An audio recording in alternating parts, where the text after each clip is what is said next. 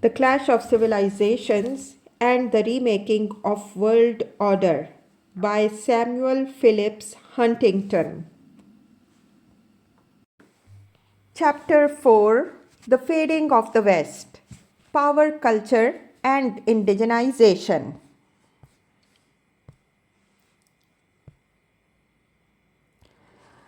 Indigenization, the resurgence of non-Western cultures. The distribution of cultures in the world reflects the distribution of power. Trade may or may not follow the flag, but culture almost always follows power.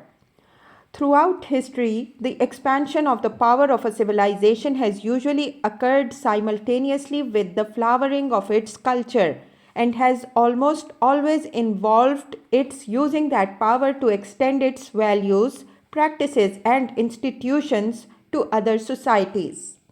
A universal civilization requires universal power. Roman power created a near universal civilization within the limited confines of the classical world. Western power, in the form of European colonialism in the 19th century and American hegemony in the 20th century, extended Western culture throughout much of the contemporary world. European colonialism is over. American hegemony is receding. The erosion of Western culture follows as indigenous, historically rooted mores, languages, beliefs, and institutions reassert themselves. The growing power of non-Western societies produced by modernization is generating the revival of non-Western cultures throughout the world. A distinction exists, Joseph Nye has argued, between hard power, which is the power to command resting on economic and military strength, and soft power, which is the ability of a state to get other countries to want what it wants through the appeal of its culture and ideology. As Nye recognizes, a broad diffusion of hard power is occurring in the world, and the major nations are less able to use their traditional power resources to achieve their purposes than in the past. Nye goes on to say that if a state's culture and ideology are attractive, others will be more willing to follow its leadership, and hence soft power is just as important as hard command power. What, however, makes culture and ideology attractive? They become attractive when they are seen as rooted in material success and influence. Soft power is power only when it rests on a foundation of hard power. Increases in hard economic and military power produce enhanced self-confidence, arrogance, and belief in the superiority of one's own culture or soft power compared to those of other peoples and greatly increase its attractiveness to other peoples. Decreases in economic and military power lead to self-doubt, crisis of identity, and efforts to find in other cultures the keys to economic, military, and political success. As non-Western societies enhance their economic, military, and political capacity, they increasingly trumpet the virtues of their own values, institutions, and culture. Communist ideology appealed to people throughout the world in the 1950s and 1960s when it was associated with the economic success and military force of the Soviet Union. That appeal evaporated when the Soviet economy stagnated and was unable to maintain Soviet military strength. Western values and institutions have appealed to people from other cultures because they were seen as the source of Western power and wealth. This process has been going on for centuries. Between 1000 and 1300, as William McNeill points out, Christianity, Roman law, and other elements of Western culture were adopted by Hungarians, Poles, and Lithuanians. And this acceptance of Western civilization was stimulated by mingled fear and admiration of the military prowess of the Western princes. As Western power declines, the ability of the West to impose Western concepts of human rights, liberalism, and democracy on other civilizations also declines, and so does the attractiveness of those values to other civilizations. It already has. For several centuries, non Western peoples envied the economic prosperity, technological sophistication, military power, and political cohesion of Western societies. They sought the secret of this success in Western values and institutions, and when they identified what they thought might be the key, they attempted to apply it in their own societies. To become rich and powerful, they would have to become like the West. Now, however, these Kemalist attitudes have disappeared in East Asia. East Asians attribute their dramatic economic development not to their import of Western culture but rather to their adherence to their own culture. They are succeeding, they argue, because they are different from the West.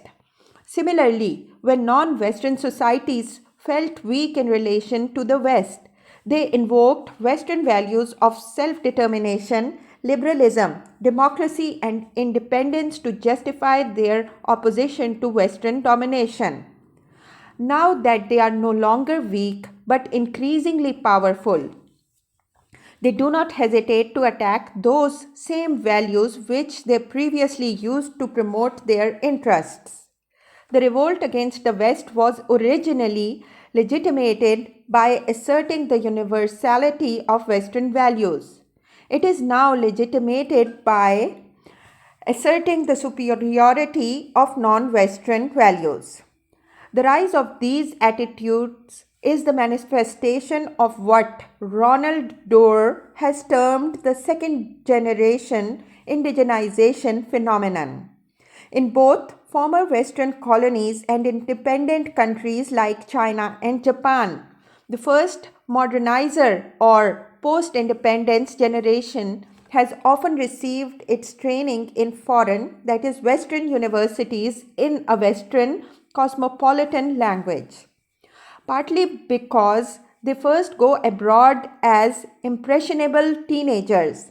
Their absorption of Western values and lifestyles may well be profound.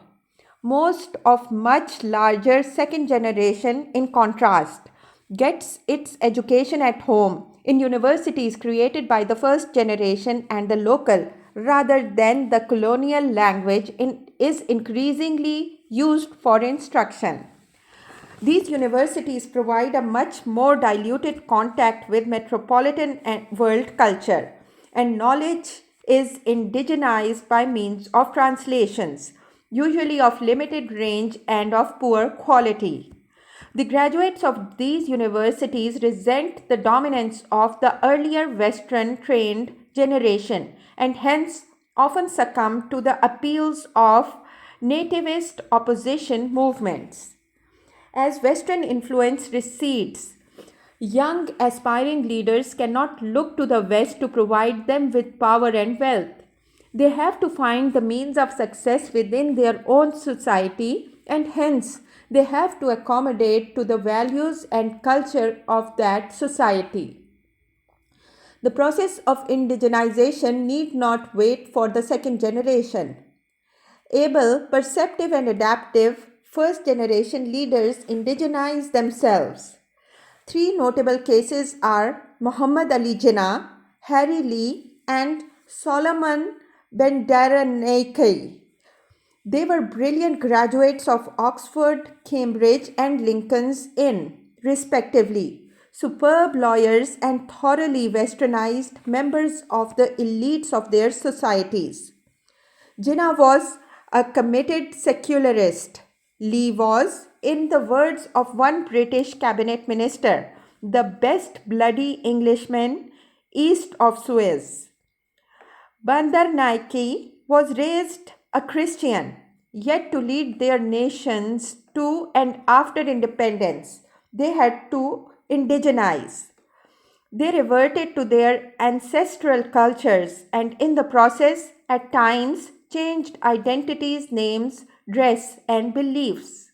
The English lawyer M. A. Jinnah became Pakistan's Qaid-e-Azam. Harry Lee became Lee Kuan Yew. The secularist Jinnah became the fervent apostle of Islam as the basis for Pakistani state. The Anglophile Lee learned Mandarin and became an articulate promoter of Confucianism. The Christian Bandaranaike converted to Buddhism and appealed to Sinhalese nationalism. Indigenization has been the order of the day throughout the non-Western world in the 1980s and 1990s. The resurgence of Islam and re-Islamization are the central themes in Muslim societies. In India, the prevailing trend is the rejection of Western forms and values and the Hinduization of politics and society. In East Asia, governments are promoting Confucianism and political and intellectual leaders speak of the Asianization of their countries. In the mid 1980s, Japan became obsessed with Ninhonjinron, or the theory of Japan and the Japanese. Subsequently, a leading Japanese intellectual argued that historically, Japan has gone through cycles of importation of external cultures and indigenization of those cultures through replication and refinement, inevitable turmoil resulting from exhausting the imported and creative impulse and eventual reopening to the outside world. At present, Japan is embarking on the second phase of this cycle. With the end of the Cold War, Russia again became a torn country with the re-emergence of the classic struggle between Westernizers and Slavophiles. For a decade, however, the trend was from the former to the latter, as the westernized Gorbachev gave way to Yeltsin, Russian in style, Western in articulated beliefs, who in turn was threatened by nationalists epitomizing Russian Orthodox indigenization. Indigenization is furthered by the democracy paradox. Adoption by non-Western societies of Western democratic institutions encourages and gives access to power to nativist and anti-Western political movements. In the 1960s and 1970s, Westernized and pro-Western governments in the developing countries were threatened by coups and revolutions. In the 1980s and 1990s, they are increasingly in danger of being ousted by elections. Democratization conflicts with westernization, and democracy is inherently a parochializing, not a cosmopolitanizing process. Politicians in non-Western societies do not win elections by demonstrating how Western they are. Electoral competition instead stimulates them to fashion what they believe will be the most popular appeals, and those are usually ethnic, nationalist, and religious in character. The result is popular mobilization against Western educated and Western oriented elites.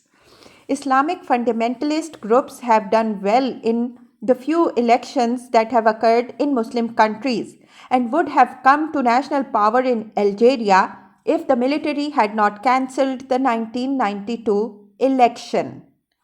In India, competition for electoral support has arguably encouraged communal appeals and communal violence.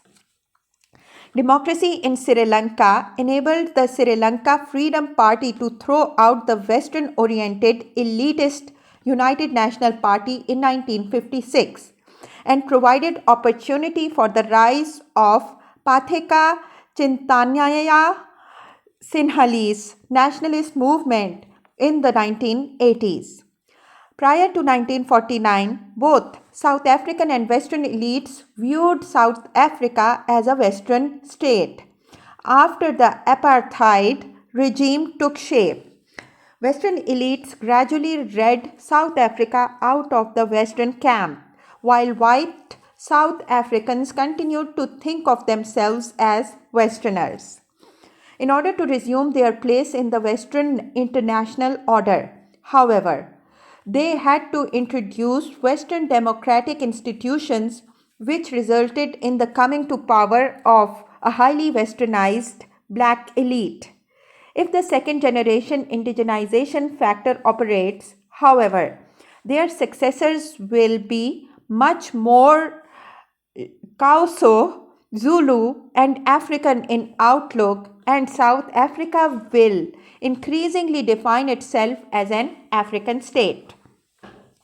At various times before the 19th century, Byzantines, Arabs, Chinese, Ottomans, Mughals, and Russians were highly confident of their strength and achievements compared to those of the West.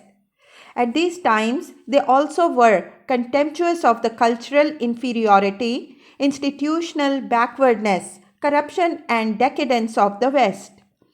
As the success of the West fades relatively, such attitudes reappear.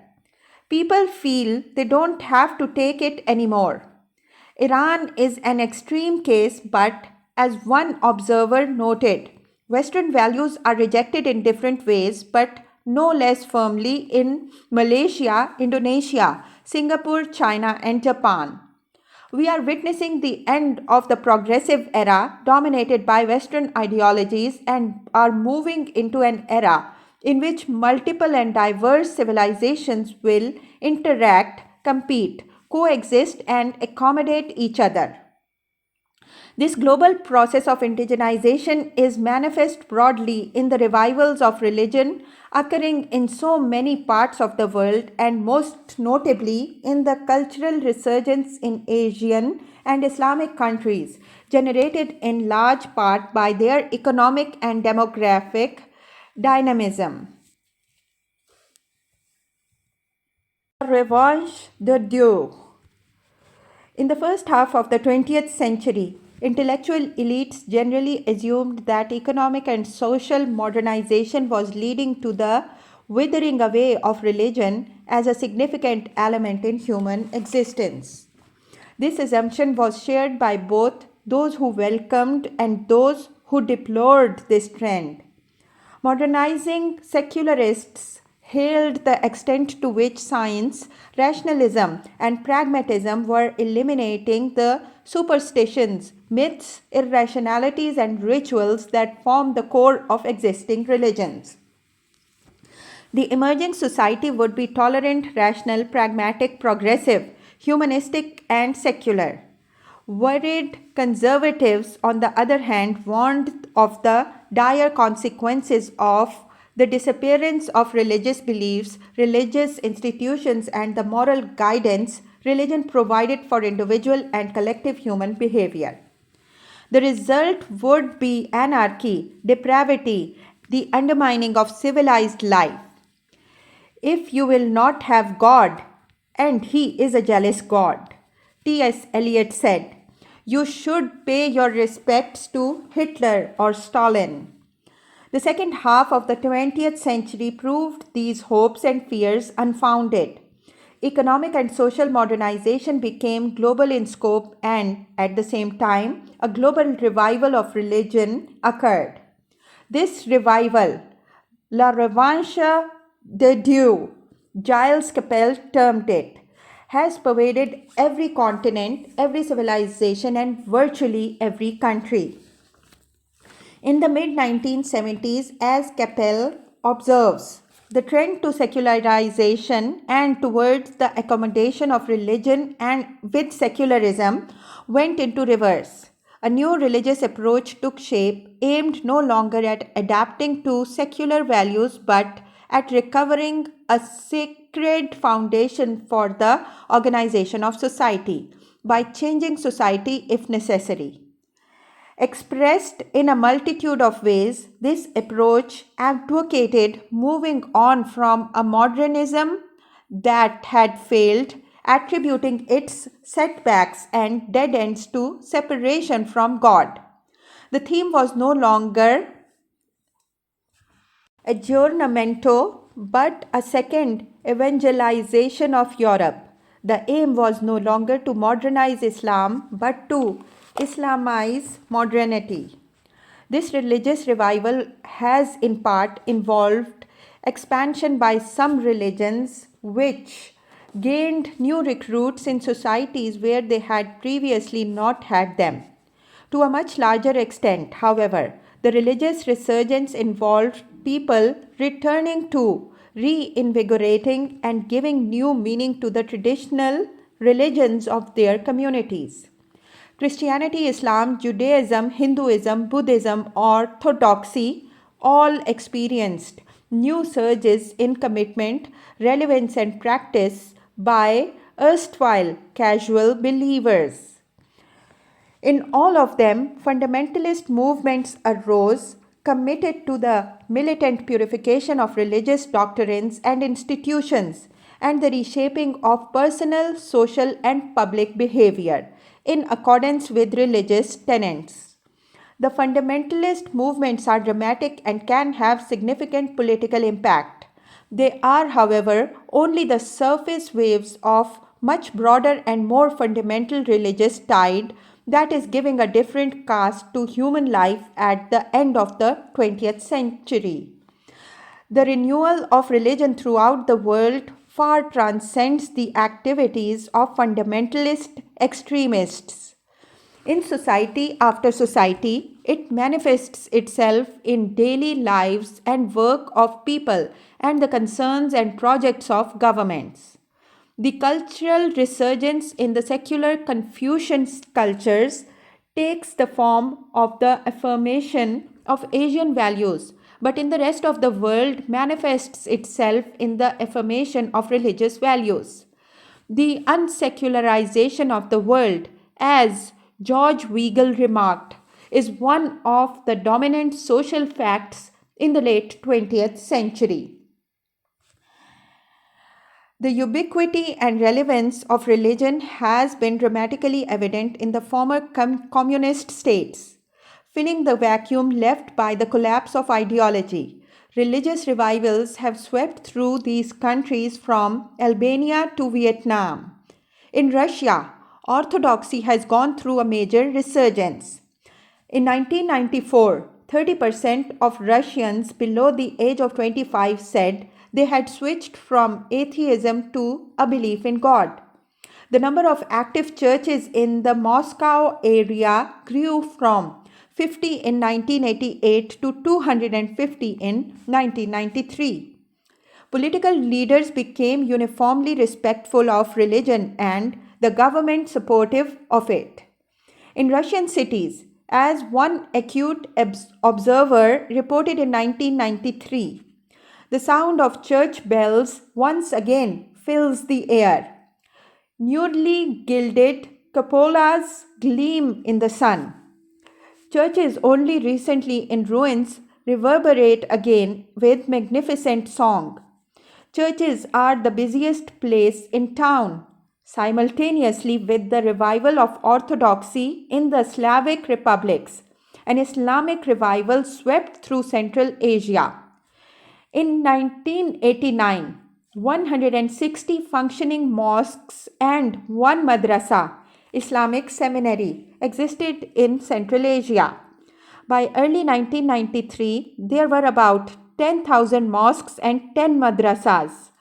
While this revival involved some fundamentalist political movements and was encouraged from the outside by Saudi Arabia, Iran, and Pakistan, it was basically an extremely broad-based mainstream cultural movement. How can this global religious resurgence be explained? Particular causes obviously operated in individual countries and civilizations. Yet it is too much to expect that a large number of different causes would have produced simultaneous and similar developments in most parts of the world. A global phenomenon demands a global explanation. However much events in particular countries may have been influenced by unique factors, some general causes must have been at work. What were they? The most obvious, most salient, and most powerful cause of the global religious resurgence is precisely what was supposed to cause the death of religion: the processes of social, economic, and cultural modernization that swept across the world in the second half of the 20th century. Long standing sources of identity and systems of authority are disrupted. People move from the countryside into the city, become separated from their roots, and take new jobs or no job. They interact with large numbers of strangers and are exposed to new sets of relationships. They need new sources of identity, new forms of stable community, and new sets of moral precepts to provide them with a sense of meaning and purpose. Religion, both mainstream and fundamentalist, meets the needs. As Lee Kuan Yew explained for East Asia, we are agricultural societies that have industrialized within 1 or 2 generations. What happened in the West over 200 years or more is happening here in about 50 years or less. It is all crammed and crushed into a very tight time frame. So there are bound to be dislocations and malfunctions. If you look at the fast growing countries, Korea, Thailand, Hong Kong, and Singapore, there's been one remarkable phenomenon: the rise of religion. The old customs and religions, ancestor worship, shamanism, no longer completely satisfy. There is a quest for some higher explanations about man's purpose, about why we are here. This is associated with periods of great stress in society. People do not live by reason alone. They cannot calculate and act rationally in pursuit of their self interest until they define their self. Interest politics presupposes identity. In times of rapid social change, established identities dissolve. The self must be redefined and new identities created. For people facing the need to determine who am I, where do I belong, religion provides compelling answers, and religious groups provide small social communities to replace those lost through urbanization. All religions, as Hassan at-Turabi said, furnish people with a sense of identity and a direction in life. In this process, people rediscover or create new historical identities. Whatever universalist goals they may have, religions give people identity by positioning a basic distinction between believers and non believers, between a superior in group and a different and inferior outgroup. In Muslim world, Bernard Lewis argues there has been a recurring tendency in times of emergency for Muslims to find their basic identity and loyalty in the religious community. That is to say, in an entity defined by Islam rather than by ethnic or territorial criteria. Giles Capel similarly highlights the centrality of the search for identity.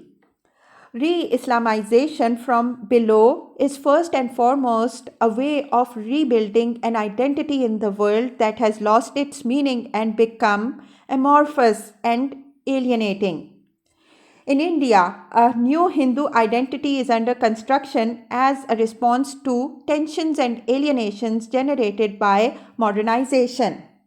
In Russia, the religious revival is the result of a passionate desire for identity which only the Orthodox Church, the sole unbroken link with the Russians 1,000 years past, can provide, while in the Islamic republics, the revival similarly stems from the Central Asians most powerful aspiration to assert the identities that Moscow suppressed for decades.